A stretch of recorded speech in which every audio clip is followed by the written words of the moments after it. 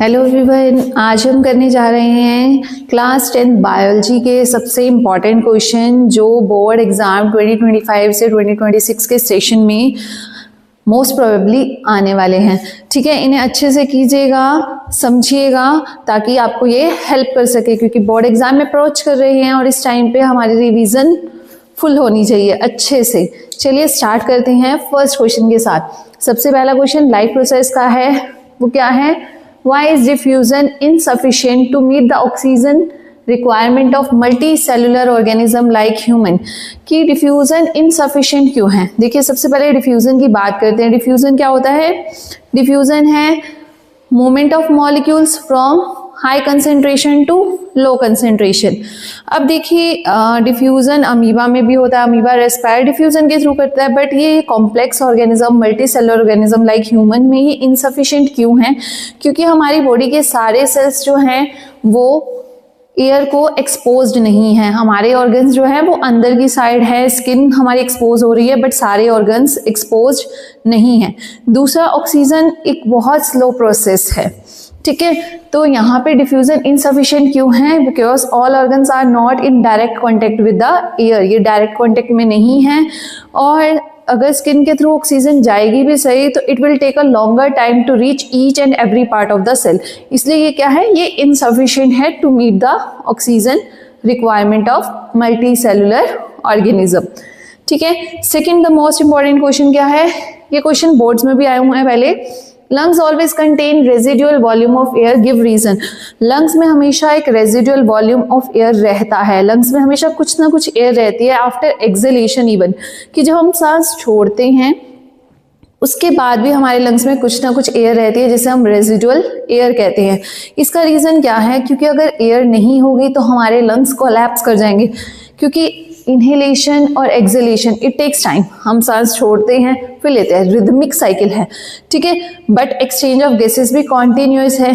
देखिए, ये क्वेश्चन भी बन सकता है कि ब्रीथिंग जो है वो एक रिदमिक प्रोसेस है, बट एक्सचेंज ऑफ गैसेस एक कॉन्टिन्यूस प्रोसेस है, क्योंकि यहाँ पे रेजिडुअल वॉल्यूम ऑफ एयर होता है। लंग्स में हमेशा एक रेजिडुअल वॉल्यूम ऑफ एयर रहता है ताकि there is continuous supply of oxygen to each and every part, और हमारे लंग्स कोलैप्स ना करें इसलिए। ठीक है, थर्ड क्वेश्चन क्या है? What is the role of seminal vesicle and prostate gland? देखिए, मेल रिप्रोडक्टिव सिस्टम में सेमिनल वेसिकल्स और प्रोस्टेट ग्लैंड होते हैं। ये दो ग्लैंड्स जो रिप्रोडक्टिव ग्लैंड्स उसके अंदर प्रेजेंट है, ये क्या करते हैं? सेमिनल वेसिकल जो होता है वो एक एल्कलाइन फ्लूइड सिक्रीट करता है which is rich in fructose, calciums, enzymes, और ये क्या करता है? ये स्पर्म को नरिशमेंट देता है। जबकि प्रोस्टेट ग्लैंड क्या है? प्रोस्टेट ग्लैंड ये भी एक एल्कलाइन फ्लूइड सिक्रीट करता है जो स्पर्म को मोटिलिटी देता है, क्योंकि स्पर्म को मूव करने के लिए एक मीडियम चाहिए जो इन फ्लूइड्स के सिक्रीशन से उसे मिलता है। तो सेमिनल वेसिकल और प्रोस्टेट ग्लैंड एल्कलाइन फ्लूइड करते हैं सिक्रीट। जो सेमिनल वेसिकल का फ्लूइड सिक्रीट होता है उसमें न्यूट्रिएंट्स होते हैं लाइक फ्रक्टोज और कैल्शियम जो स्पर्म को नरिशमेंट देते हैं, जबकि प्रोस्टेट ग्लैंड उसे मोटिलिटी देता है। नेक्स्ट क्वेश्चन, फोर्थ क्वेश्चन क्या है? As comparison to oxygen, carbon dioxide mostly traveled in dissolved form in our blood. Give reason. कि ऑक्सीजन के कंपैरिजन में कार्बन डाइऑक्साइड हमारी बॉडी में डिजॉल्व फॉर्म में मूव करती है। ये भी बोर्ड में आया हुआ क्वेश्चन है प्रीवियस ईयर्स के क्वेश्चन में से। ऐसा क्यों? क्योंकि कार्बन डाइऑक्साइड की सॉल्युबिलिटी जो है वो ऑक्सीजन से काफ़ी ज़्यादा हाई होती है। कार्बन डाइऑक्साइड ईजिली डिजॉल्व हो जाता है ब्लड में, ब्लड के प्लाज्मा में, और इजिली मूव कर जाता है, जबकि ऑक्सीजन को ट्रांसपोर्टेशन के लिए एक पिगमेंट की, एक प्रोटीन की रिक्वायरमेंट होती है जो कि हीमोग्लोबिन होता है। इसलिए हमारा जो कार्बन डाइऑक्साइड हमारी बॉडी में होता है, जो बनता है रेस्पिरेशन की प्रोसेस से, ये 70% तो बाइकार्बोनेट्स की फॉर्म में ये वाटर के साथ रिएक्ट करता है और बाइकार्बोनेट्स बनाता है जो प्लाज्मा में डिजॉल्व होके मूव करता है। हालांकि इसका 23% हीमोग्लोबिन के साथ बाइंड होकर अमीनो हीमोग्लोबिन की फॉर्म में भी जाता है, और 7% सीधा डिजॉल्व फॉर्म ऑफ प्लाज्मा में जाता है।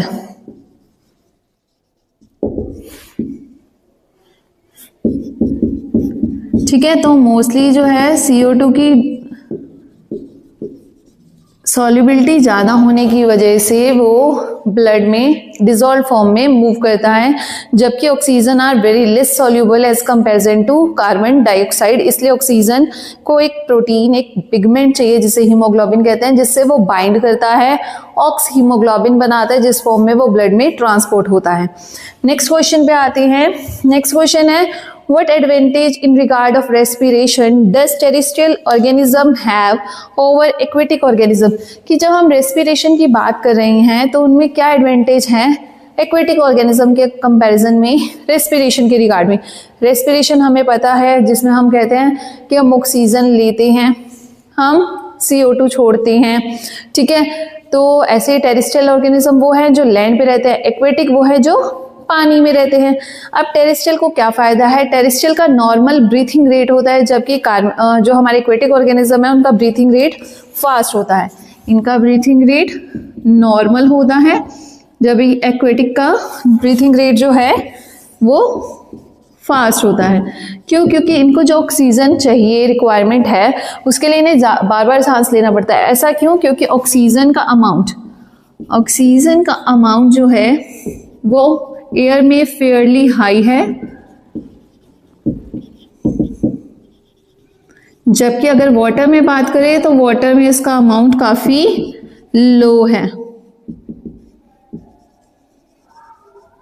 ठीक है।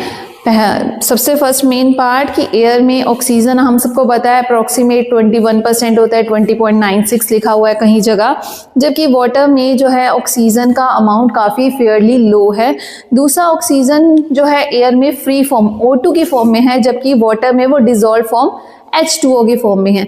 इसलिए एक्वेटिक ऑर्गेनिज्म को बहुत जल्दी सांस लेनी पड़ती है ताकि वो उसमें से ऑक्सीजन एक्सट्रैक्ट कर सके, बॉडी में यूज करके फूड को ब्रेक डाउन कर सके और एनर्जी बना सके। तो उन्हें सर्वाइव करने के लिए उनका ब्रीथिंग रेट फास्ट है। नेक्स्ट क्वेश्चन पे चलते हैं। ये भी एक बहुत इंपॉर्टेंट क्वेश्चन है। Differentiate between binary fission in amoeba and leishmania. Amoeba और लेशमीनिया में जो बाइनरी फिजन होता है उसमें क्या फ़र्क है? सबसे पहले बाइनरी फिजन की बात करते हैं। बाइनरी फिजन होता क्या है? बाइनरी फिजन होता है ऑर्गेनिज्म की बॉडी का स्प्लिट होना, स्प्लिट होके दो न्यू डॉटर सेल्स बनाना।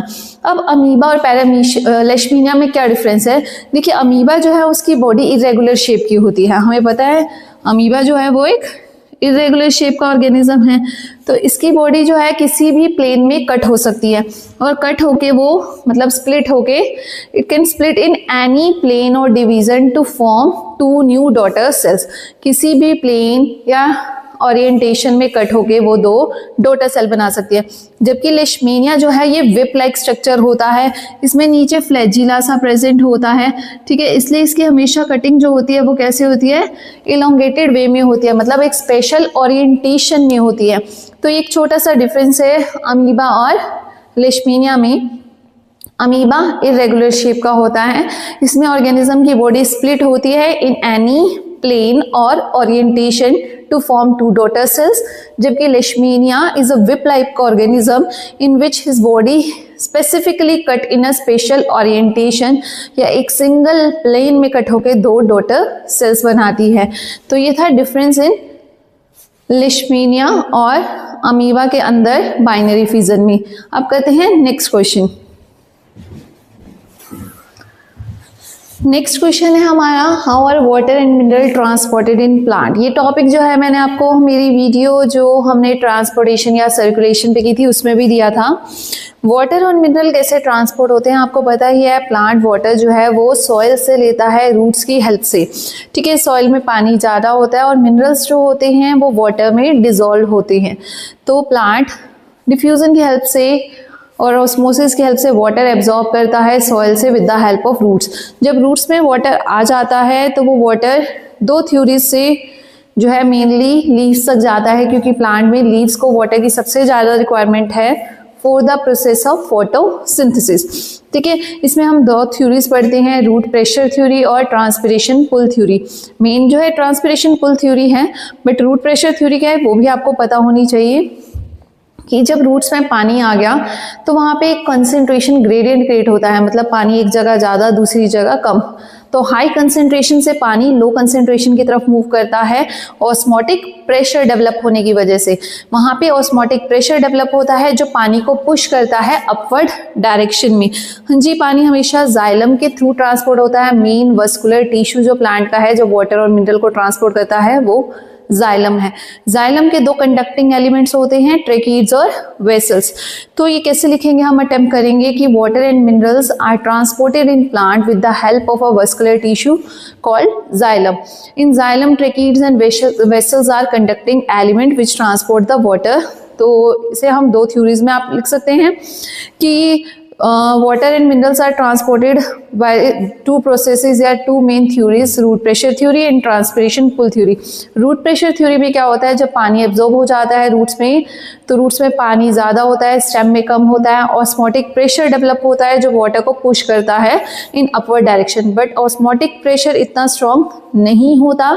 तो ये सिर्फ स्मॉल साइज प्लांट्स में या मीडियम साइज प्लांट में वर्क करता है, बट ट्रीज वगैरह में ये वर्क नहीं करता। मेन जो वर्क करती है वो है ट्रांसपिरेशन पुल थ्योरी, जो मोस्ट ऑफ द बुक में आंसर्स इसी फॉर्म में लिखा होता है। इसमें क्या होता है कि transpiration is the loss of water in the form of water vapour from the surface of leaves. Leaves के सरफेस से वाटर का इवेपोरेट होना, उसे हम ट्रांसपिरेशन कहते हैं। It creates vacuum, suction force, suction pull create करता है जो वाटर को पुल करता है from roots through xylem toward the leaves, कि रूट से जो है पानी को लीव्स तक पुल किया जाता है जाइलम के थ्रू। ठीक है, जाइलम्स के ट्रेकीड्स वेसल्स इंटरकनेक्टेड होते हैं रूट से लेकर लीव्स तक, तो पानी उसके थ्रू जाता है। वो परफोरेटेड होता है, उनमें पोर्स होता है, तो पूरे प्लांट बॉडी को पानी वहीं से मिल जाता है। तो transpiration is the loss of water in the form of water vapour which create suction pull which pull the water from roots through xylem towards the leaves. ठीक है, तो वो वाटर को कॉन्टिन्यूसली ऊपर की तरफ भेजता रहेगा। तो ये था वाटर और मिनरल का ट्रांसपोर्टेशन। आपको देखना है तो ये कैसे लिखा होता है, तो आप मेरी उस वीडियो में ट्रांसपोर्टेशन या जो सर्कुलेशन की वीडियो है उसमें लाइव प्रोसेस की देख सकते हैं। नेक्स्ट हमारा क्वेश्चन है, write end products of anaerobic respiration in yeast and muscle cell. इस फॉर्म में भी क्वेश्चन बहुत बार आया है कि ईस्ट और मसल सेल्स में जो है वो एंड प्रोडक्ट क्या है एनारोबिक रेस्पिरेशन के। हमें पता है सबसे पहले ग्लूकोज जो होता है वो पायरुवेट में टूटता है साइटोप्लाज्म के अंदर। ठीक है, इसे हम ग्लाइकोलिसिस भी कहते हैं। उसके बाद पायरुवेट जो है, अगर हम ईस्ट और मसल सेल्स की बात करें हैं, मसल सेल्स में लिमिटेड ऑक्सीजन की प्रेजेंस में फूड टूटता है, और फूड टूट के क्या बनाता है, वो बनाता है लैक्टिक एसिड और 2 ATP। तो एंड प्रोडक्ट्स क्या है, मसल सेल्स में एंड प्रोडक्ट है लैक्टिक एसिड और 2 ATP। देखिए लैक्टिक एसिड जो है, हमने इस पे बहुत से क्वेश्चन भी है कि मसल्स क्रैम्प क्यों हो जाती है विगरस एक्सरसाइज के टाइम पे। कई बार एथलीट्स को मस्कुलर क्रैम्प्स पड़ते हैं। ठीक है, कोई भी एनिमल भाग रहा था अपने प्रीडेटर से, तो भागते भागते उसके मसल्स में क्रैम्प पड़ गया। तो वो क्यों होता है, क्योंकि उन्हें एनर्जी ज़्यादा चाहिए, तो जिसकी वजह से मसल सेल्स में खाना कुछ लिमिटेड ऑक्सीजन की प्रेजेंस में टूटता है, जिससे लैक्टिक एसिड और 2 ATP बनते हैं। और अगर हम ईस्ट की बात करते हैं, ईस्ट में एब्सेंस ऑफ ऑक्सीजन में फूड टूटता है। ऑक्सीजन के एब्सेंस में जब खाना टूटता है तो वो बनता है ethanol plus CO2 plus 2 ATP। तो एंड प्रोडक्ट ईस्ट में क्या हो गए, इथेनॉल, CO2 और 2 ATP। ठीक है, इन्हें हम अल्कोहलिक फर्मेंटेशन भी कहते हैं, क्योंकि ethanol is the main base for the alcohols. ठीक है, जितनी भी अल्कोहल है उसका मेन बेस क्या है, इथेनॉल है। हमारे नेक्स्ट क्वेश्चन है 9th question, how are food transported in plant. ये भी मैंने सर्कुलेशन टॉपिक में बहुत अच्छे से समझाया है। फूड की ट्रांसपोर्टेशन को ट्रांसलोकेशन कहते हैं। ट्रांसलोकेशन क्या होता है, the transportation of food from the part where it is synthesised to the part where it is utilised और स्टोर्ड। खाने का ट्रांसपोर्ट होना जहाँ वो बनता है green part of the plant से, वहाँ जहाँ वो यूटिलाइज होता है या स्टोर होता है। देखिए स्टोर तो पर्टिकुलर जगह पे होता है, यूटिलाइज प्लांट में हर जगह होता है। इसलिए फूड का जो ट्रांसपोर्टेशन है वो बाय डायरेक्शनल होता है। इसे कौन करता है, फ्लोएम टिश्यू करता है। ये भी एक वस्कुलर टिश्यू है। ठीक है, तो फूड का ट्रांसपोर्टेशन फ्लोएम टिश्यूज़ की हेल्प से होता है और उसमें सीव ट्यूब और कंपेनियन सेल जो मेन कंडक्टिंग एलिमेंट है जो ट्रांसपोर्टेशन करते हैं। ठीक है, अब ये होता कैसे है, फूड सिंथेसाइज हो गया फोटोसिंथेसिस से ग्लूकोज की फॉर्म में, फिर ग्लूकोज कन्वर्ट होता है सुक्रोज की फॉर्म में, फिर वो सीव ट्यूब में एंटर करता है।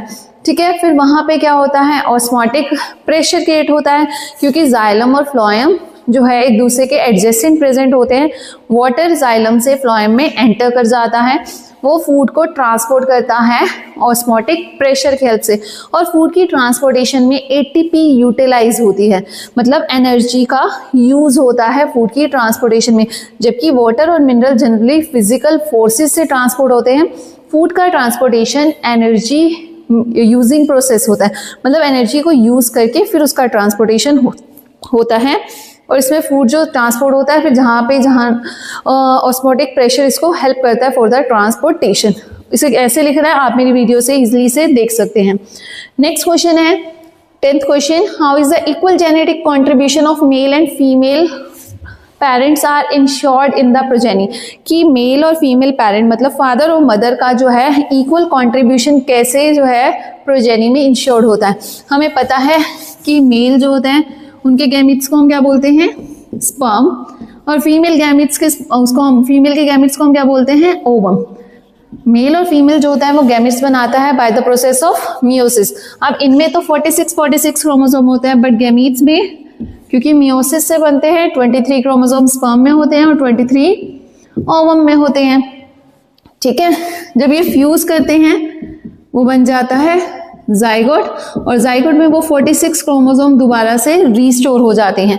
ये 23 इसमें फादर से आते हैं और 23 मदर से आते हैं, इसलिए इन दोनों का इक्वल कंट्रीब्यूशन है। हम इसे और डिटेल में लिख भी सकते हैं कि ये जो 22 है 23 क्रोमोसोम है, ये 22 प्लस एक्स भी हो सकता है और 22 प्लस वाई भी हो सकता है, जबकि ओवम में 22 प्लस एक्स ही टाइप होता है। जब ये इसके साथ फ्यूज करेगा तो वापस 46 क्रोमोसोम हो जाएंगे और गर्ल बन जाएगी। जब ये इसके साथ फ्यूज करेगा तो बॉय हो जाएगा और 46 क्रोमोसोम दोबारा से रीस्टोर हो जाएंगे। मतलब इन शॉर्ट दोनों पेरेंट्स से 23 क्रोमोसोम आते हैं, तो दोनों का इक्वल जेनेटिक कॉन्ट्रीब्यूशन होता है। नेक्स्ट हमारा 11th क्वेश्चन क्या है, why acquired traits do not pass on to next generation. जो एक्वायर्ड ट्रेट्स क्या होते हैं, the traits which we get in our lifetime, जो ट्रेट्स हम लाइफ टाइम में सीखते हैं गेट करते हैं वो नेक्स्ट जनरेशन में पास नहीं होते। जैसे अब किसी को स्विमिंग का शौक है, कोई एथलीट में किसी भी मतलब स्पोर्ट एक्टिविटी में अच्छा है, उसने सीखी बैडमिंटन, टेबल टेनिस, स्विमिंग, या किसी को सिंगिंग का बहुत शौक है, डांसिंग का है, अलग अलग डांस फॉर्म सीख ली, कथक है, हिप हॉप है, व्हाटएवर, ठीक है, फ्रेंच सीखने का शौक है। तो जो भी एक्वायर्ड ट्रेट्स हम लाइफ टाइम में सीखते हैं वो पास ऑन नहीं होते, because they do not affect germ cell, क्योंकि ये हमारे जर्म सेल को अफेक्ट नहीं करते। आप जर्म सेल भी लिख सकते हैं, डीएनए भी लिख सकते हैं, क्योंकि ये हमारे जर्म सेल या डीएनए को अफेक्ट नहीं करते, इसलिए ये नेक्स्ट जनरेशन में पास नहीं होते। इसके लिए छोटा सा एक्सपेरिमेंट भी किया गया था कि वाइट माउस पकड़े गए, उनकी टेल कट करी गई, उन्हें आपस में रिप्रोड्यूस करवाया, तो देखा नेक्स्ट प्रोजेनी सब में टेल कंटेनिंग थी। कटिंग ऑफ टेल एक एक्वायर्ड करेक्टर है, क्योंकि पैदा तो वो टेल के साथ हुए थे, हमने उनकी लाइफ में उनकी टेल कट कर दी, फिर रिप्रोड्यूस करवाया, फिर देखा कि जो साइंटिस्ट ने देखा मतलब कि जो नेक्स्ट जनरेशन आई है वो टेल कंटेनिंग हुई है, क्योंकि कटिंग ऑफ टेल ने उनके डीएनए या जर्म सेल को अफेक्ट नहीं किया। नेक्स्ट हमारा 12th क्वेश्चन है, state the role of decomposers in the environment. ये भी बहुत इंपॉर्टेंट क्वेश्चन है, बोर्ड में बहुत बार पूछा गया कि डिकम्पोजर्स का रोल क्या है। डिकम्पोजर्स जो होते हैं वो क्या होते हैं, जो डेड डिकेइंग मैटर पे फीड करते हैं। ये डेड डिकेइंग मैटर पे फीड करते हैं, उन्हें खत्म करते हैं। तो सबसे पहला रोल जो इनका है ये क्या है, ये क्लीनिंग एजेंट है, ये एनवायरनमेंट के क्लीनिंग एजेंट है, क्योंकि डेड डिकेइंग मैटर को खत्म करके एनवायरनमेंट को साफ करते हैं। दूसरा ये क्या करते हैं, ये रिसाइकलिंग ऑफ न्यूट्रिएंट्स करते हैं, ये न्यूट्रिएंट्स को रिसाइकिल करते हैं। जब ये डेड डिकेइंग मैटर को खत्म करते हैं तो वापस से जो न्यूट्रिएंट्स है उन्हें सॉइल में मिक्स करवा देते हैं, फिर प्लांट्स उन न्यूट्रिएंट्स को दोबारा से लेता है और ग्रो करता है। तो these helps in recycling of nutrients. Decomposers के एग्जाम्पल अगर हम बात करें तो बैक्टीरिया, फंजाई वो डिकम्पोजर्स के एग्जाम्पल हैं। ये क्लीनिंग एजेंट है, ये एनवायरनमेंट को क्लीन करते हैं, बीमारियां होने से बचाते हैं, पॉल्यूशन होने से बचाते हैं। ये जो है कहीं ना कहीं करते भी, अगर हम कहीं वैसे ही मेन क्लीनिंग का काम करें कि पाइल ऑफ ऑर्गेनिक मैटर को डिकम्पोज करके ख़त्म करें। दूसरा ये रिसाइकलिंग ऑफ न्यूट्रिएंट करें। तो ये था रोल ऑफ डिकम्पोजर। हमारा नेक्स्ट क्वेश्चन 13th क्वेश्चन क्या है? Define puberty. State 2 changes occur in boys and girls during puberty. Puberty क्या होती है? Puberty is the age in which sex hormones are started producing and boys and girls become sexually mature. ठीक है, puberty वो as है जिसमें sex hormones बनना शुरू हो जाते हैं बॉयज़ और गर्ल्स में, और वो सेक्सुअली मेच्योर हो जाती हैं। ठीक है, बॉयज़ में प्यूबर्टी जो होती है वो नॉर्मली 12 से 15 ईयर्स ऑफ एज में आती है, और गर्ल्स में वो 11 to 14 ईयर्स ऑफ एज में आती है। अब दो चेंजेस बताने हैं जो बॉयज़ में होते हैं और गर्ल्स में होते हैं। देखिए, बॉयज़ में क्या होता है, उनका शोल्डर ब्रॉड हो जाता है, एडम एप्पल डेवलप हो जाता है, वॉइस डीप हो जाती है। ठीक है, बर्ड माउथ शेक आ जाती है, पेनिस इरेक्ट हो जाती है। आप कोई भी दो चेंजेस जो हैं वो इसमें लिख सकते हैं। अगर हम गर्ल्स की बात करते हैं, गर्ल्स में क्या होता है, गर्ल्स की वॉइस शार्प हो जाती है। ठीक है, उनके हिप ब्रॉड हो जाते हैं। उसके बाद ये जिसे हम कहते हैं लोअर एब्डोमिनल पार्ट ब्रॉड हो जाता है। ठीक है, मेंस्ट्रुएशन स्टार्ट हो जाती है। तो ये जो थे कुछ चेंजेस हैं, आप कोई भी दो गर्ल्स में और कोई भी जो गर्ल्स के हैं उनमें से कोई भी दो लिख सकते हैं, और जो बॉयज़ के हैं उनमें से बॉयज़ में कोई भी दो लिख सकते हैं। उसके बाद बात करते हैं 14th क्वेश्चन की। What are trophic levels? Trophic levels, trophic का मतलब होता है food levels. The different steps in a food chain are known as trophic level. The different steps और level in a food chains are known as trophic level. Next इसके साथ जो question आता है, what would happen if we kill all the organism in one trophic level? क्या होगा अगर एक ट्रॉफिक लेवल के सारे ऑर्गेनिजम्स को किल कर दिया जाएगा? फॉर एग्जाम्पल, अगर हम इसमें एक एग्जाम्पल देते हैं कि ग्रास को ग्रास हॉपर ने खाया, ग्रास हॉपर को फ्रॉग ने, फ्रॉग को स्नेक ने। ठीक है, व्हाट वुड हैपन अगर हम एक ऑर्गेनिज्म, किसी भी एक ऑर्गेनिज्म को खत्म कर दे? सपोज अगर सारे के सारे ग्रास हॉपर को किल कर दिया जाए, what would happen if we kill all the organism in one trophic level? तो क्या होगा, if we kill all the grasshopper in this food chain, then grass will grow rapidly. मतलब grass को कोई खाने वाला नहीं होगा तो ग्रास बहुत तेजी से बढ़ना शुरू हो जाएगी। Frog will die due to starvation. Frog को खाना नहीं मिलेगा तो वो मरना शुरू हो जाएगा। इवेंचुअली अगर फ्रॉग खत्म हो गए तो स्नेक को खाना नहीं मिलेगा तो स्नेक भी मर जाएंगे। If we kill all the organism in one trophic level, तो पूरी की पूरी food chain will be destroyed. अगर एक ट्रॉफिक लेवल पे सारे ऑर्गेनिज्म को खत्म कर दिया जाए फूड चेन के अंदर, तो सारे के सारे ट्रॉफिक मतलब लेवल डिस्टर्ब हो जाएंगे और पूरी की पूरी फूड चेन खत्म हो जाएगी। नेक्स्ट हमारा क्वेश्चन है, why does menstruation occur? Menstruation जो गर्ल्स में होती है वो क्यों होती है? देखिए, जो अगर हम फीमेल की बात करते हैं, फीमेल में यूट्रस जो होती है, the lining of uterus prepare itself every month. ठीक है, जो यूट्रस की इनर लाइनिंग होती है वो हर मंथ अपने आप को प्रिपेयर करती है। It become thick, soft with lot of blood capillaries, मतलब बहुत सारी ब्लड कैपिलरीज से उसमें ब्लड आ रहा होता है, वो थिक हो जाती है, सॉफ्ट हो जाती है। Eventually prepare itself for the fertilisation, वो अपने आप को प्रिपेयर करती है हर मंथ फर्टिलाइजेशन के लिए। If fertilisation does not occur, अगर फर्टिलाइजेशन नहीं होती, the thick lining of uterus break down along with the blood capillaries. जो थिक लाइनिंग है यूट्रस की वो ब्रेक डाउन हो जाती है ब्लड कैपिलरीज के साथ, और वो ब्लड और म्यूकस की फॉर्म में बाहर आ जाती है, जिसे हम क्या बोलते हैं, मेंस्ट्रुएशन कहते हैं। इन केस अगर फर्टिलाइजेशन हो जाए तो क्या होगा, तो वो जो है बेबी जो होता है वो इनर लाइनिंग के साथ अटैच हो जाता है, प्लेसेंटा की फॉर्मेशन हो जाती है और वो उसे नरिशमेंट प्रोवाइड करने लग जाते हैं। बट अगर फर्टिलाइजेशन नहीं होता तो वो रप्चर होके ब्लड और म्यूकस की फॉर्म में बाहर आती है, जिसे हम मेंस्ट्रुएशन कहते हैं।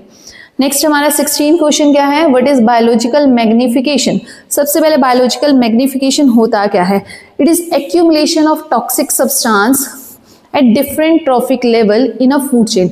जो toxic substance, non biodegradable substances होते हैं, उनका इकट्ठा होना different level of food chain. For example, अगर हम क्रॉप से फर्टिलाइजर्स, ये पेस्टिसाइड जो स्प्रे करते हैं, ये सारे के सारे नॉन बायोडिग्रेडेबल है। नॉन बायोडिग्रेडेबल मतलब जो ख़त्म नहीं होते, तो वो क्या होते हैं, प्लांट उसे अपटेक कर लेता है सॉइल में से वाटर के साथ, ठीक है, वो प्लांट में चले गए, तो प्लांट में एंटर होते ही वो हमारी फूड चेन का पार्ट बन जाते हैं। फिर प्लांट को जो खाएगा उसे जो खाएगा, मतलब इन शॉर्ट वो एक के बाद एक ऑर्गेनिज्म में एक्यूमुलेट होते रहते हैं।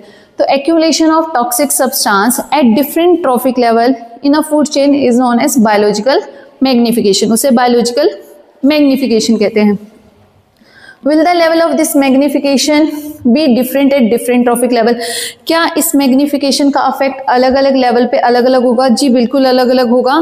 ये मैग्निफिकेशन जो है लेवल के साथ बढ़ती जाती है, मतलब it is maximum at the highest trophic level and it is minimum at the lowest trophic level.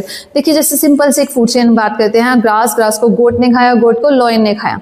अब ग्रास में जितना था, एक देखिए एक प्लांट है उसमें तो उतना ही रहेगा।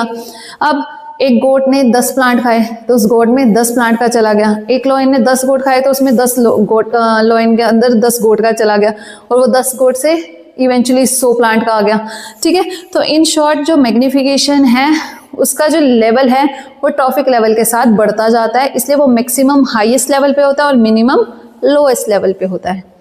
उसके बाद 17 क्वेश्चन है कि ओजोन लेयर क्या होती है। देखिए ozone layer is a very protective layer जो स्ट्रेटोस्फीयर में होती है। हमारे नेचर में ऑक्सीजन O2 की फॉर्म में प्रेजेंट होती है। जब सन से यूवी रेज आती हैं वो इस ऑक्सीजन को स्प्लिट करती है और वो बना देती है नेसेंट ऑक्सीजन। ये नेसेंट ऑक्सीजन जो होती है ये काफ़ी रिएक्टिव होती है, ये ऐसे एग्जिस्ट नहीं करती, ये एक और ऑक्सीजन के मॉलिक्यूल के साथ रिएक्ट करके बनाती है ओजोन। ओजोन एक O3 मॉलिक्यूल है, ट्राई एटॉमिक ऑक्सीजन का मॉलिक्यूल है। ये ओजोन आपस में कंबाइन होते हैं, एक लेयर बनाते हैं जो स्ट्रेटोस्फीयर में प्रेजेंट है। It protect the earth from harmful ultraviolet radiation. ये एक शील्ड की तरह बन जाती है जो अर्थ को हार्मफुल अल्ट्रावायलेट रेडिएशन से प्रोटेक्ट करती है। नेक्स्ट है हाउ इट इज डिप्लीटेड। ये डिप्लीट हो रही है, धीरे धीरे खत्म हो रही है। खत्म होने का कारण क्या है? वो कारण है CFC, क्लोरोफ्लोरोकार्बन। क्लोरोफ्लोरोकार्बन जो होता है ये कूलिंग एजेंट है, रेफ्रिजरेटर से निकलता है, ये एयर में गया, एटमॉस्फेयर में गया, इसने जाके ऑक्सीजन के मॉलिक्यूल को तोड़ना शुरू कर दिया। CFC से क्लोरीन निकलती है, वो क्लोरीन क्लोरोफ्लोरोकार्बन की जो क्लोरीन होती है, ठीक है, वो क्या करती है, ये वो इस ऑक्सीजन ओजोन मॉलिक्यूल को तोड़ देती है, जिसकी वजह से ओजोन में होल होता जा रहा है, ठीक है। Next, how it's depletion is a cause of concern. इसका डिप्लीशन एक कॉज ऑफ कंसर्न क्यों है? क्योंकि अगर ये टूट गया, अगर इसमें होल होता जा रहा है तो यूवी रेज जो हार्मफुल अल्ट्रावायलेट रेज है वो अर्थ के एटमॉस्फेयर में एंटर कर जाएगी। अल्ट्रावायलेट रेडिएशन के क्या हार्मफुल इफेक्ट हैं? देखिए पहला हार्मफुल इफेक्ट ये स्किन कैंसर कोज करता है। दूसरा हार्मफुल इफेक्ट ये कॉर्निया डैमेज कर सकता है। तीसरा हार्मफुल इफेक्ट ये प्लांट्स की ग्रोथ रोक देता है। तो इसके बहुत सारे हार्मफुल इफेक्ट्स हैं जो एक कॉज ऑफ कंसर्न है, क्योंकि ये प्रोटेक्ट कर रही थी। Now ultraviolet radiation enter earth atmosphere and causes skin cancer, cornea damage, affect growth of plant etc. What steps are taken in this regard to limit damage? क्या steps लिए गए थे इस regard में इसको limit करने के लिए? तो UNEP United Nation environmental programme ने 1987 में CFC की प्रोडक्शन को फ्रीज कर दिया था। UNEP ने, यूनाइटेड नेशन इन्वायरमेंट प्रोग्राम ने 1987 में उन्होंने CFC की प्रोडक्शन को फ्रीज कर दिया, CFC को बनने से रोक दिया and now it is replaced by HFC, हाइड्रोफ्लोरोकार्बन्स। अब इसे रिप्लेस कर दिया गया हाइड्रोफ्लोरोकार्बन से, जो कि ओजोन को डिप्लीट नहीं करता। फिर आप सोचेंगे अभी भी डिप्लीशन क्यों है? क्योंकि ये जो क्लोरीन मॉलिक्यूल्स निकलते हैं CFC से, इनकी शेल्फ लाइफ बहुत लंबी है, ये नेचर में बहुत लंबे टाइम तक एग्जिस्ट करेंगे, जो ओजोन के साथ अभी भी छेड़छाड़ी कर रहे होते हैं। नेक्स्ट क्वेश्चन, 18th क्वेश्चन क्या है?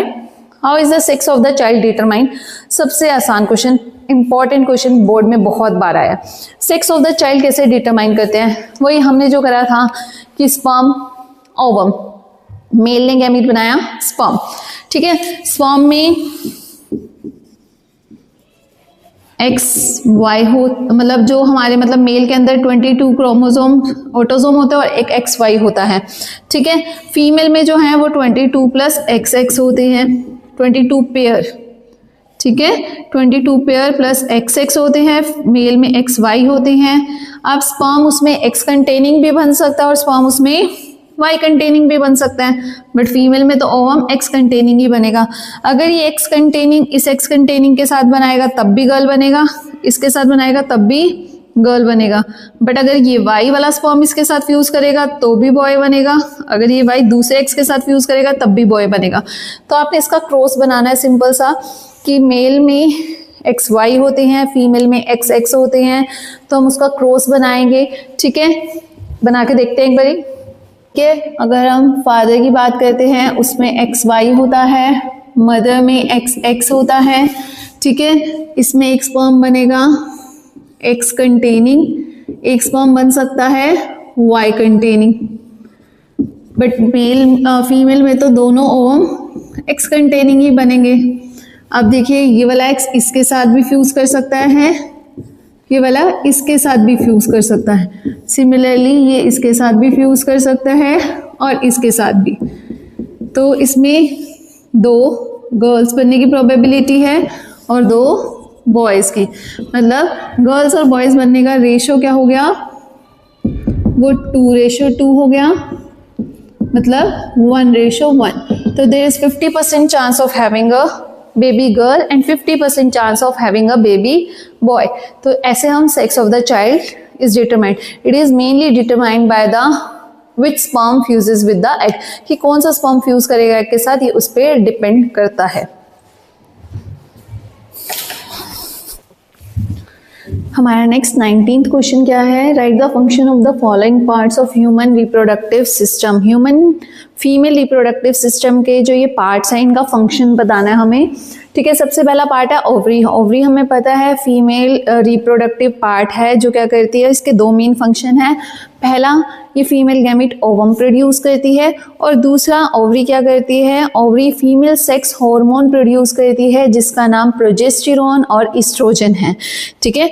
तो ओवरी के 2 फंक्शन हैं, पहला ये फीमेल गैमेट ओवम प्रोड्यूस करती है और दूसरा ये फीमेल सेक्स हार्मोन प्रोड्यूस करती है जिसे हम एस्ट्रोजन और प्रोजेस्टेरोन कहते हैं, ठीक है। सेकंड पार्ट है इसका फेलोपियन ट्यूब। फेलोपियन ट्यूब को हम ओविडक्ट भी कहते हैं। ये ट्यूब लाइक स्ट्रक्चर होता है। इसका फंक्शन क्या है, यहाँ पे फर्टिलाइजेशन होती है, जो स्पर्म फीमेल बॉडी में एंटर करते हैं उसकी फर्टिलाइजेशन कहाँ होती है, फेलोपियन ट्यूब पे। Fallopian tube is the part in female reproductive tract where fertilization of sperm and ovum occur. यहाँ पे फर्टिलाइजेशन होती है, ठीक है। थर्ड पार्ट हमारा है यूट्रस। यूट्रस क्या होता है, यूट्रस एक इन्वर्टेड पेयर शेप का स्ट्रक्चर है, ठीक है।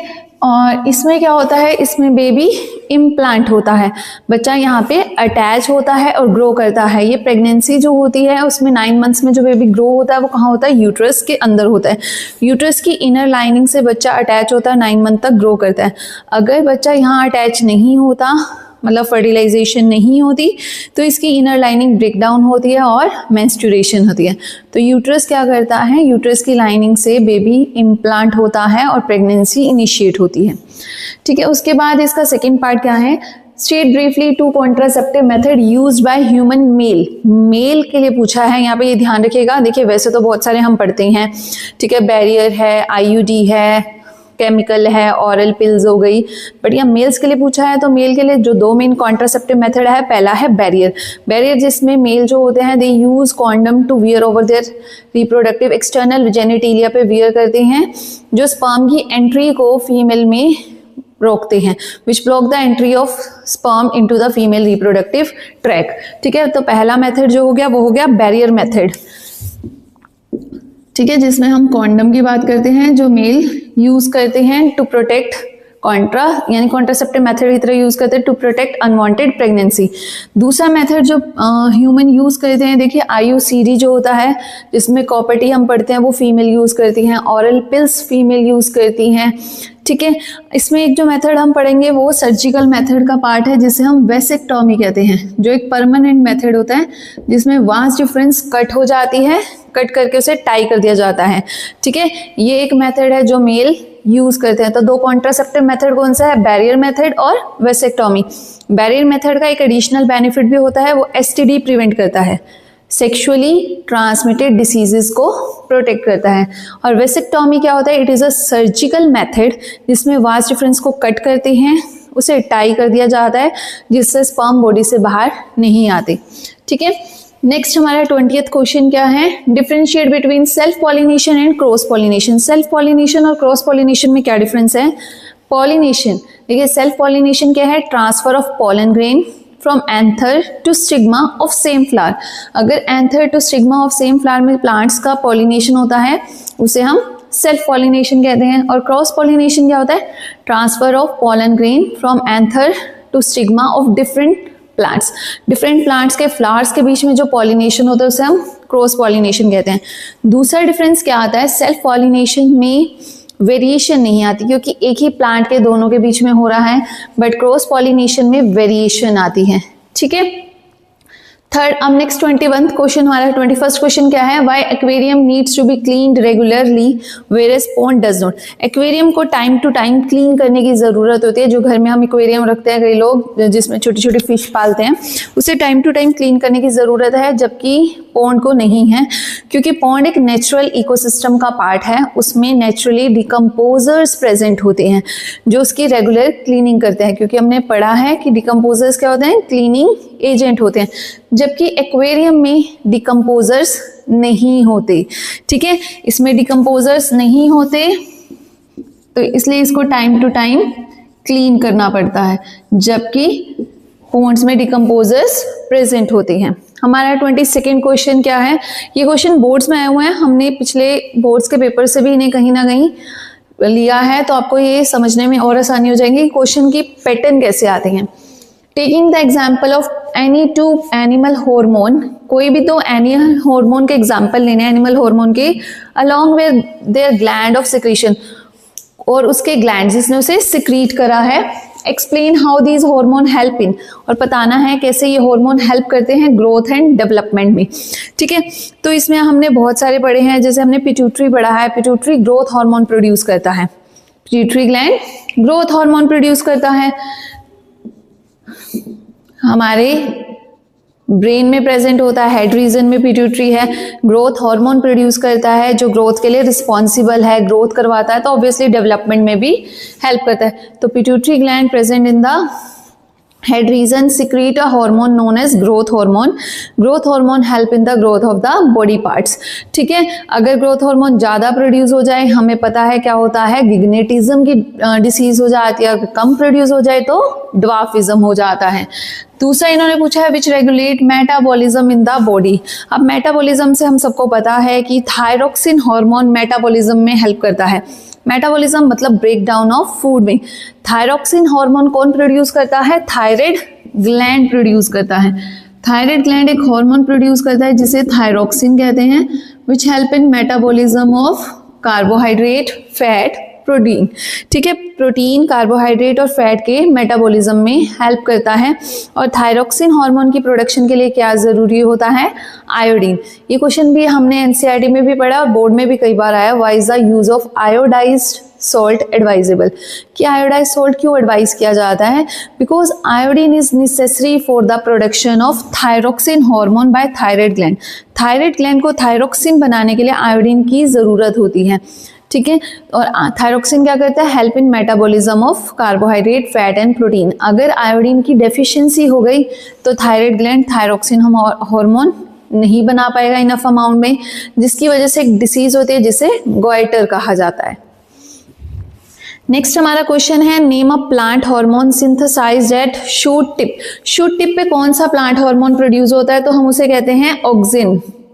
ऑक्सिन एक प्लांट ग्रोथ हार्मोन है जो शूट की टिप्स पे ग्रो होता है। हमें पता है ऑक्सिन वैसे भी शूट की, रूट्स की टिप्स पे ग्रो होता है। ठीक है, अब इससे बताना है कि how its effect on the growth of plant in response to light, कि इसका अफेक्ट क्या है ग्रोथ ऑफ प्लांट पे इन रिस्पॉन्स टू लाइट। देखिए, जहाँ लाइट डायरेक्ट पड़ती है ना, ऑक्सिन वहाँ नहीं सर्वाइव करता, ऑक्सिन शेडेड एरिया में ज्यादा होता है। Suppose this is a plant, हमने कहा एक प्लांट है, ठीक है, यहां से सनलाइट आ रही है तो ऑक्सीजन इस साइड पे ज़्यादा एक्यूमुलेट हो जाएगा। यहाँ पे ज़्यादा होने से क्या होगा, ऑक्सीजन यहाँ ज़्यादा होएगा तो अनइवन ग्रोथ हो जाएगी, जिसकी वजह से प्लांट बेंड हो जाएगा toward sunlight. Oxygen always accumulate या move toward the shaded region. Shaded region में there is more amount of oxygen as comparison to the region which is in direct contact to the sunlight. और uneven growth की वजह से plant की जो stem होती है वो बेंड हो जाती है टुवर्ड सनलाइट। ठीक है, आगे करते हैं। चलिए, हमारा 24th क्वेश्चन क्या है। 24th क्वेश्चन हमारा हेरिडिटी चैप्टर पे है। इस पे इन्होंने वैसे तो ये टॉल और मैंने ड्वार्फ प्लांट पे लिया है, बट कैरेक्टरिस्टिक कोई भी ले सकते हैं। ठीक है, मेंडल ने क्रॉस किया प्योर टॉल प्लांट को विद प्योर शॉर्ट प्लांट, मतलब कैपिटल टी को शॉर्ट टी के साथ क्रॉस किया एंड ऑब्टेन्ड F1 प्रोजेनी, और फर्स्ट जनरेशन आ गई। और जब उन्होंने फर्स्ट जनरेशन को सेल्फ पॉलिनेट किया तो सेकंड जनरेशन की प्रोजेनी आ गई। ठीक है, तो ये तो इनका सिंपल सा उन्होंने एक स्टेटमेंट दिया है। उसके बाद फर्स्ट पार्ट क्या है, what did plant of F1 generation look like. F1 generation के प्लांट कैसे दिखेंगे। देखिए, हमने इसका क्रॉस किया हुआ है कि कैपिटल टी और स्मॉल टी को जब हम क्रॉस कराते हैं तो सारे F1 जनरेशन के प्लांट कैसे आते हैं, टॉल आते हैं, लुक लाइक टॉल। वो कैसे दिखते हैं, टॉल। और उनका जीन कॉम्बिनेशन क्या होता है, हेटेरोजाइगस, मतलब एक कैपिटल टी होता है और दूसरा स्मॉल टी होता है। ठीक है, सेकेंड पार्ट इसका क्या है, Y could the gene for shortness not be expressed in plant of F1 generation, कि F1 जनरेशन में शॉर्ट का कोई भी जीन क्यों नहीं मतलब एक्सप्रेस हुआ। F1 जनरेशन में देखिए हेटेरोजाइगस प्लांट आया और हमने पढ़ा है कि शॉर्टनेस जो है वो एक रिसेसिव करेक्टर है। Recessive character can not express itself in the presence of dominant allele, कि रिसेसिव करेक्टर अपने आप को एक्सप्रेस नहीं कर सकता डोमिनेंट एलील की प्रेजेंस में। It only expresses itself in the presence of similar allele, वो अपने आप को तभी एक्सप्रेस कर सकता है जब उसके साथ उसके जैसा ही एलील होगा। इसे हम लॉ ऑफ डोमिनेंस भी कहते हैं। ठीक है, तो शॉर्टनेस क्यों नहीं एक्सप्रेस हुई, because it is a recessive character, ये एक रिसेसिव करेक्टर है। ठीक है, इसलिए ये F1 प्रोजेनी में जो है एक्सप्रेस नहीं हुई। अब थर्ड क्या है, right the ratio of plant obtained in F2 progeny and state the conclusion. F2 progeny में जो मिला है प्लांट उसकी रेशियो क्या है और उससे कंक्लूजन क्या है। देखिए, इसके लिए हम सिंपल सा क्रॉस करते हैं कि हमने पहले दोनों प्लांट लिए, मेल और फीमेल प्लांट। ठीक है, मैंने इसे हेरिडिटी में क्रॉस बना भी रखा है। तो हमारे पास फर्स्ट जनरेशन सारी कैपिटल टी स्मॉल टी आ गई, और जब हम उनकी सेल्फिंग करते हैं तो हमें क्या मिलते हैं, कैपिटल टी भी मिलता है, कैपिटल टी स्मॉल टी भी मिलते हैं, और स्मॉल टी भी मिलते हैं। मतलब तीन प्लांट जो होते हैं इसकी रेशो क्या रहेगी, 3:1, 3 टॉल बनेंगे और एक ड्वार्फ बनेगा। ये फिनोटिपिक रेशो है। ठीक है, और जीनोटिपिक रेशो जो होती है वो होती है 1:2:1, एक ऐसा, दो ऐसे और एक ऐसा। अब इससे कॉन्क्लूजन क्या निकलता है, इससे कॉन्क्लूजन ये निकलता है कि डोमिनेंट कैरेक्टर अपने आप को एक्सप्रेस करता है F1 जनरेशन में क्योंकि हेटेरोजाइगस होता है, बट F2 में दोबारा से शॉर्ट प्लांट का आना यहाँ से इस चीज़ को प्रूव करता है कि टॉल कैरेक्टर डोमिनेंट है और शॉर्ट कैरेक्टर रिसेसिव है। ठीक है, तो ये था हमारा क्वेश्चन नंबर 24। अब करते हैं क्वेश्चन नंबर 25। इसका फर्स्ट पार्ट है, name the part of flower that attract insects for pollination. कौन सा पार्ट फ्लावर का अट्रैक्ट करता है इंसेक्ट को पॉलिनेशन के लिए। तो हमें पता है उसका कलरफुल पार्ट जो होता है वो अट्रैक्ट करता है, जिसे हम क्या कहते हैं, petals. Petals is the colourful part of the flower which attract insect for pollination. वो इंसेक्ट्स को अट्रैक्ट करता है पॉलिनेशन के लिए। उसके बाद इसी के साथ एक पार्ट लिंक है, what happen to this part after fertilisation. Fertilisation के बाद इस पार्ट का क्या होता है, इट फॉल ऑफ, ये टूट के गिर जाता है। ठीक है, पेटल्स जो होते हैं आफ्टर पॉलिनेशन हमें पता है वो टूट के अपने आप गिर जाते हैं। चलिए सेकेंड पार्ट बात करते हैं, इन जर्मिनेटिंग सीड, जो सीड जर्मिनेट कर रहा होता है मतलब ग्रो करना स्टार्ट कर देता है, which part are known as future root and future shoot. उसमें कौन सा पार्ट फ्यूचर रूट और फ्यूचर शूट कहलाता है। तो फ्यूचर रूट की बात करें तो उसका पार्ट रेडिकल होता है जिसे फ्यूचर रूट कहते हैं जो डिफरेंशिएट होकर रूट कैप बनाता है। और फ्यूचर शूट किसे कहते हैं, वो हम कहते हैं प्लिम्यूल को, जो उसका शूट और शूट अपेक्स बनाता है पूरा। ठीक है, तो radicle is known as future root and plumule is known as future shoot. इसके साथ एक और पार्ट इसका लिंक है, mention the role of cotyledon. Cotyledon क्या होते हैं, जिसमें फूड रिजर्व होते हैं, जिसमें फूड रिजर्व होता है।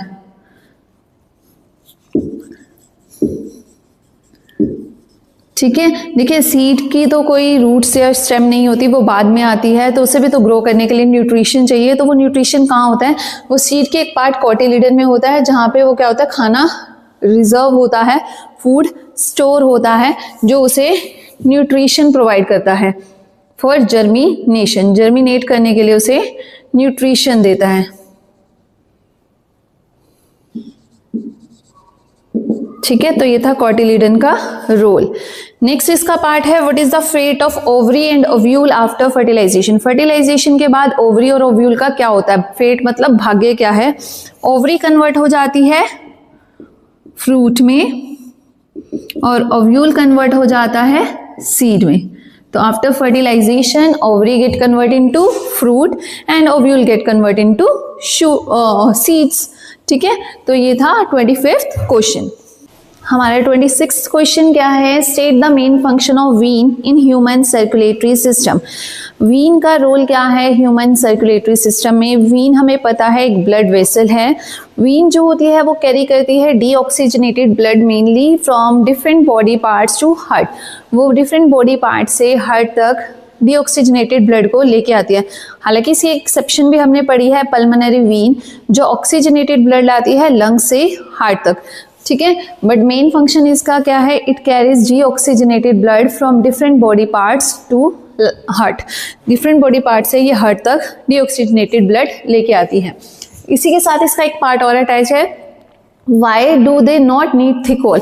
इन्हें थिक वॉल की जरूरत क्यों है। देखिए क्वेश्चन ऐसे भी आ सकता है घूम के, जैसे हम पढ़ते हैं ना कि arteries have thick, why arteries have thick wall, क्योंकि आर्टरीज ब्लड कैरी करती है हाई प्रेशर के साथ।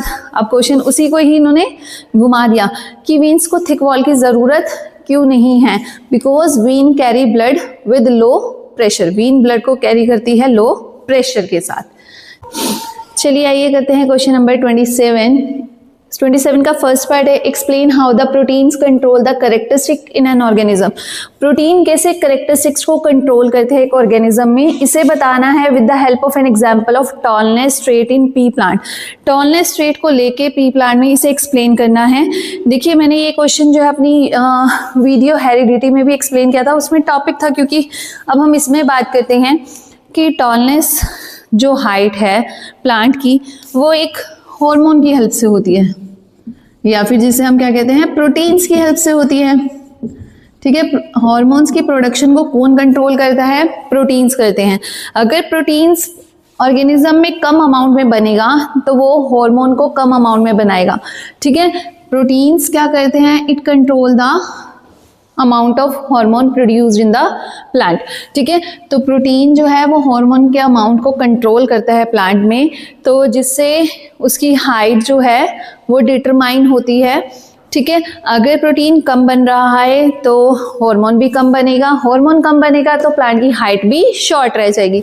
तो इन शॉर्ट प्रोटीन क्या करता है, कंट्रोल करता है कैरेक्टरिस्टिक ऑफ एन ऑर्गेनिज्म। ठीक है, तो प्रोटीन जनरली आप इसे ऐसे लिख सकते हैं, protein in the plant is produced which control the formation of hormone which is responsible for tallness of plant. जो टॉलनेस ऑफ प्लांट के लिए रिस्पॉन्सिबल है उसे कंट्रोल कर रहा है। अगर प्रोटीन लेस अमाउंट में बनता है then the production of hormone will decrease and so the height of the plant will decrease, तो ये उसे डिक्रीज करेगा। ठीक है, सेकेंड प्लांट, इसका सेकेंड पार्ट है, name the section of DNA that control the characteristic in organism. Organism में DNA का कौन सा पार्ट जो है वो कैरेक्टरिस्टिक को कंट्रोल करता है। तो डीएनए का जो सेक्शन कंट्रोल करता है उसे हम कहते हैं gene. Gene is the segment या section of DNA which control the characteristic in an organism. तो ये था हमारा क्वेश्चन नंबर 27। अब हम बात करते हैं क्वेश्चन नंबर 28 की।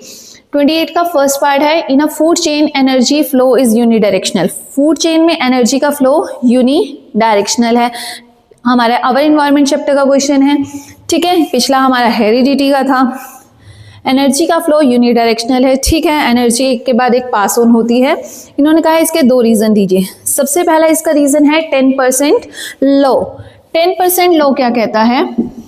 इट स्टेट दैट कि 10% एनर्जी जो होती है वो पास होती है from one trophic level to another trophic level. Only 10% energy pass होती है, 90% एनर्जी जो होती है वो लॉस्ट हो जाती है एनवायरनमेंट में हीट की फॉर्म में, ठीक है। लिंडमैन ने ये लॉ दिया था which state that only 10% of energy is pass through successive trophic level, rest 90% is lost in the form of heat in the environment, ठीक है। पहला तो क्योंकि एनर्जी का फ्लो 10% लॉ को फॉलो करता है। दूसरा रीजन क्या है कि जब एनर्जी एक ट्रॉफिक लेवल से दूसरी ट्रॉफिक लेवल में चली जाती है, it can not revert back, वो वापस से रिवर्ट नहीं हो सकती। क्योंकि देखिए ग्रास को गोट ने खाया, गोट को लॉयन ने खाया, क्या लॉयन को वापस गोट खा सकता है? नहीं खा सकता ना। तो ये एनर्जी जब एक बार एक फॉर्म से दूसरी फॉर्म में कन्वर्ट हो रही है या जा रही है तो वो वापस से रिवर्ट बैक नहीं होगी, ठीक है।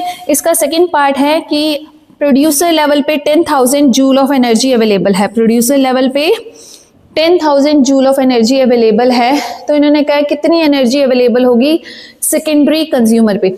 सबसे पहले होते हैं प्रोड्यूसर, प्रोड्यूसर के बाद आते हैं प्राइमरी कंज्यूमर, प्राइमरी कंज्यूमर के बाद आते हैं सेकेंडरी कंज्यूमर। तो इन्होंने कहा है कितनी एनर्जी सेकेंडरी कंज्यूमर लेवल पे अवेलेबल होगी और उसका रीजन जस्टिफाई करना है। तो रीजन तो इसका वही है, ये 10% लॉ को फॉलो करता है। अगर इसमें 10,000 जूल एनर्जी है तो इसका 10% मतलब 1000 जूल जाएगी प्राइमरी कंज्यूमर में और 100 जूल जाएगी सेकेंडरी कंज्यूमर में। तो कितनी एनर्जी अवेलेबल है सेकेंडरी कंज्यूमर में? तो आंसर इज 100 जूल। और 100 जूल क्यों अवेलेबल है? क्योंकि एनर्जी का फ्लो 10% लॉ को फॉलो करता है। तो ये था हमारा क्वेश्चन नंबर 28। चलिए करते हैं क्वेश्चन नंबर 29। 29 का फर्स्ट पार्ट है enlist any 2 nitrogenous waste product remove from the blood of human kidney. Human kidney से 2 रिमूव होने वाले नाइट्रोजनस वेस्ट प्रोडक्ट के नाम बताने हैं। देखिए सबसे मेन जो हमारा नाइट्रोजनस वेस्ट प्रोडक्ट है वो है यूरिया, ठीक है। ह्यूमन यूरियोटेलिक ऑर्गेनिज्म है, इसमें यूरिया सबसे मेन नाइट्रोजनस वेस्ट है। दूसरा जो किडनी रिमूव करती है वो कुछ करती है अमाउंट में यूरिक एसिड। ऐसा नहीं है हमारे अंदर अमोनिया नहीं बनता, बट अमोनिया को बाइल जूस कन्वर्ट कर देता है। जो हम पढ़ते हैं ना बाइल जूस का एक रोल ये भी है कि it convert ammonia into urea, तो यूरिया ही रिमूव होता है। कुछ यूरिक एसिड भी रिमूव होता है जो एक मेन नाइट्रोजनस वेस्ट प्रोडक्ट है। देखिए ये क्वेश्चन किसका आ गया? Life process. लाइफ प्रोसेस सबसे इंपॉर्टेंट चैप्टर है, इसलिए इसे ध्यान से कीजिएगा, ठीक है। तो 2 नाइट्रोजनस वेस्ट प्रोडक्ट क्या हो गए? यूरिया और यूरिक एसिड। अब हमारा सेकंड पार्ट है name the capillary cluster form by bunch of renal artery in the बोमेंस capsule. बोमेंस capsule जो होते हैं वो नेफ्रॉन का स्ट्रक्चर है, कप शेप स्ट्रक्चर होता है जिसमें रीनल आर्टरी आती है। रीनल आर्टरी एक बंच ऑफ कैपिलरीज बनाती है जिसे हम क्या कहते हैं? ग्लोमेरुलस कहते हैं। उस बंच ऑफ कैपिलरीज को, क्लस्टर को हम क्या कहते हैं? ग्लोमेरुलस, ठीक है। थर्ड हमारा पार्ट है depict in the form of flow chart the path of urine formed in each kidney until it finally pass out through urethra के थ्रू रिमूव होता है। जो यूरिन बन रहा है किडनी के अंदर एक, उसका पाथ बताना है, फ्लो चार्ट बताना है। देखिए सबसे पहले नेफ्रॉन में बना, ठीक है। नेफ्रॉन से वो कहाँ गया? कलेक्टिंग डक्ट तक गया। कलेक्टिंग डक्ट से वो कहाँ चला गया? वो किडनी से बाहर यूरेटर में चला गया। यूरेटर से वो यूरिनरी ब्लैडर में गया और यूरिनरी ब्लैडर से फाइनली वो कहाँ गया?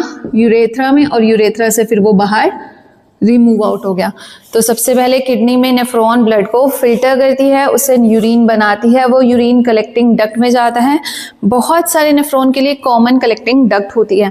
कलेक्टिंग डक्ट से वैसे वो एक हाइलस रीजन होता है किडनी का, वहां जाता है, वहां से वो यूरेट्रा में चला जाता है। यूरेटर ट्यूब लाइक स्ट्रक्चर होती है जो यूरिन को किडनी से कहाँ लेके जाती है? एक पाउच लाइक, एक बैग लाइक स्ट्रक्चर जिसे यूरिनरी ब्लैडर कहते हैं, वहाँ पे यूरिन टेम्परेरी स्टोर होता है और फिर वहाँ से वो कहाँ चला जाता है, वो यूरेथ्रा में चला जाता है और उससे बाहर रिमूव आउट हो जाता है।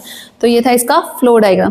देखिए इसी में और में जो है हमारा लाइफ प्रोसेस का क्वेश्चन ही है सबसे important, one of the most important question ये भी है, why is blood circulation in vertebrates known as double circulation. Vertebrates होते हैं जिनमें रीढ़ की हड्डी मतलब वर्टिबल कॉलम होता है, उसमें ब्लड सर्कुलेशन को डबल सर्कुलेशन क्यों कहते हैं? क्योंकि यहाँ पे ब्लड फ्लो करता है twice through the heart in one complete cycle. एक कंप्लीट साइकिल में, एक कंप्लीट टर्न में या एक हार्ट बीट में ब्लड जो है 2 बार फ्लो करता है हार्ट से। इसे हम क्या कहते हैं? इसलिए हम ब्लड सर्कुलेशन को डबल सर्कुलेशन कहते हैं।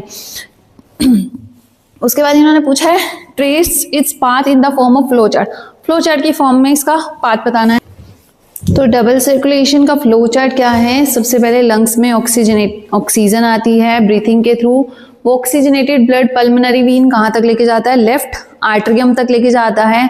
लेफ्ट आर्टरियम से वो ब्लड ऑक्सीजनेटेड कहाँ जाता है? लेफ्ट वेंट्रिकल तक जाता है। लेफ्ट वेंट्रिकल से जब हार्ट पंप करता है वो ब्लड कहाँ जाता है? ओटा से बॉडी पार्ट्स तक जाता है। बॉडी पार्ट्स में ऑक्सीजन यूज होती है रेस्पिरेशन के टाइम पे और CO2 प्रोड्यूस होती है। जब फूड ब्रेक डाउन होता है तो CO2 बनती है। वो CO2 वाला डीऑक्सीजनेटेड ब्लड बॉडी पार्ट से वेना कावा लेके जाती है राइट आर्टरियम तक। राइट आर्टरियम से वो राइट वेंट्रिकल तक जाता है। राइट वेंट्रिकल से जब हार्ट पंप करता है वो ब्लड पल्मोनरी आर्टरी के थ्रू लंग्स तक जाता है। तो लंग्स और हार्ट के बीच में जो सर्कुलेशन होता है उसे हम पल्मोनरी सर्कुलेशन कहते हैं और हार्ट और बॉडी पार्ट्स के बीच में जो सर्कुलेशन होता है उसे हम सिस्टमेटिक सर्कुलेशन कहते हैं। क्या होता है पल्मोनरी सर्कुलेशन? द सर्कुलेशन या flow of blood from lungs to heart and from heart to lungs या वाइस वर्सा, इसे हम कहते हैं pulmonary circulation. And flow of blood from heart to body parts and vice versa is known as systematic circulation. तो ये 2 flow of blood हैं जो एक ही साइकिल में एक साइड लेफ्ट साइड से जा रहा होता है और एक साइड राइट साइड से जा रहा होता है। तो दोनों साइमल्टेनियसली जा रहे होते हैं, इसलिए हम इसे डबल सर्कुलेशन कहते हैं। चलिए अब करते हैं नेक्स्ट और लास्ट क्वेश्चन हमारी इस वीडियो का आज का।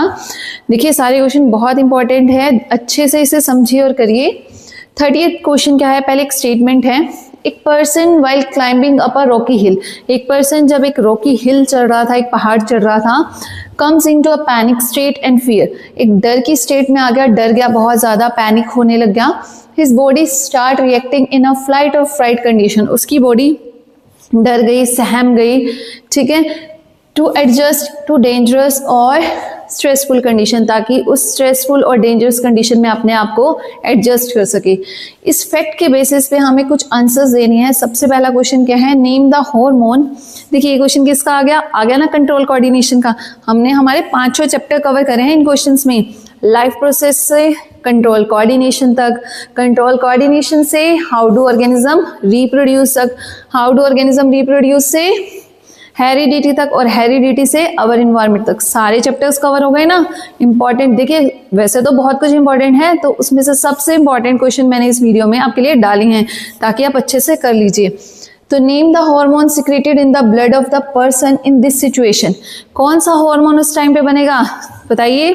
आप सबको पता ही है उस टाइम पे जो हार्मोन बनेगा उसे हम कहते हैं एड्रेनलिन हार्मोन। एड्रेनलिन को 3F हार्मोन भी कहते हैं, इमरजेंसी हार्मोन भी कहते हैं।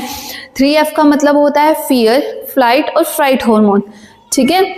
और इसका सोर्स ऑफ ग्लैंड क्या है? इसका सोर्स ऑफ ग्लैंड है एड्रेनल ग्लैंड। जी हाँ, एड्रेनल ग्लैंड जो कहाँ पे सिचुएटेड होता है? किडनी के ऊपर। किडनी हमारी डोर्सल साइड में प्रेजेंट है और दोनों किडनी के ऊपर ग्लैंड प्रेजेंट होता है जिसे हम एड्रेनल ग्लैंड कहते हैं। ये एक हार्मोन प्रोड्यूस करता है जिसे एड्रेनालाइन हार्मोन कहते हैं। इसका सेकंड पार्ट क्या है? State any 2 response in the body of the person as a result of secretion of this hormone. इस हार्मोन के सिक्रीशन की वजह से बॉडी में क्या 2 रिस्पॉन्सेज आएंगे? तो इस हार्मोन से क्या होगा? इस हार्मोन से ब्लड प्रेशर इंक्रीज हो जाएगा, ठीक है, ब्लड प्रेशर बढ़ जाएगा, हार्ट बीट इंक्रीज हो जाएगी, ब्रीथिंग रेट बढ़ जाएगा, ठीक है, जिससे ज़्यादा ऑक्सीजन बॉडी में जाएगी, फूड ज़्यादा टूटेगा, एनर्जी बनेगी ताकि उस सिचुएशन के साथ कोप अप किया जा सके। तो आप कोई भी 2 लिख सकते हैं। थर्ड हमारा है state how does the action of chemical signals in term of hormones differ from electrical impulse by nerve cell. देखिए हार्मोनल और हमारा नर्वस सिस्टम, इन दोनों के एक्शन में क्या डिफरेंस है वो हमें बताना है। बहुत इजी है। देखिए नर्व्स के थ्रू जो मैसेज जाता है वो बहुत फास्ट जाता है। The action taken through nervous system is very fast, और जो एक्शन हार्मोनल सिस्टम से लिया जाता है क्योंकि ब्लड के थ्रू हार्मोन्स जाते हैं, इट इज वेरी स्लो। पहला नर्वस सिस्टम फास्ट है, हार्मोनल सिस्टम स्लो है इसका। बट इसका जो एक्शन है, नर्व इम्पल्स का जो रिस्पॉन्स है वो शॉर्ट टाइम पीरियड के लिए होता है, बट जबकि hormonal response occur for long time period. Hormonal response long time के लिए होता है और हमारा नर्वस सिस्टम का जो रिस्पॉन्स है वो शॉर्ट टाइम के लिए होता है। नर्वस सिस्टम में जो मैसेजेस है it transport in the form of electrical impulse, और हार्मोनल में वो ब्लड के थ्रू जाते हैं हार्मोनल फॉर्म में। ठीक है, इसके लिए जो रिस्पॉन्सिबल है वो नर्वस सिस्टम है, इसके लिए जो है वो एंडोक्राइन ग्लैंड्स होते हैं। तो ये थे हमारे आज हमारे जो सबसे इम्पोर्टेंट 30 क्वेश्चंस बायोलॉजी के क्लास 10th के। होप आपको मेरी ये वीडियो बहुत अच्छी लगी हो, आपको सब कुछ क्लियर हो गया हो। अगर आपको कोई भी डाउट है तो कमेंट सेक्शन में हमें ज़रूर बताइएगा। अगर आपने अभी तक हमारा चैनल सब्सक्राइब नहीं किया है तो इसे अभी सब्सक्राइब कीजिए और इस वीडियो को लाइक कीजिए, जितना हो सके इसे शेयर कीजिए ताकि सबको इससे हेल्प मिल सके। Thank you.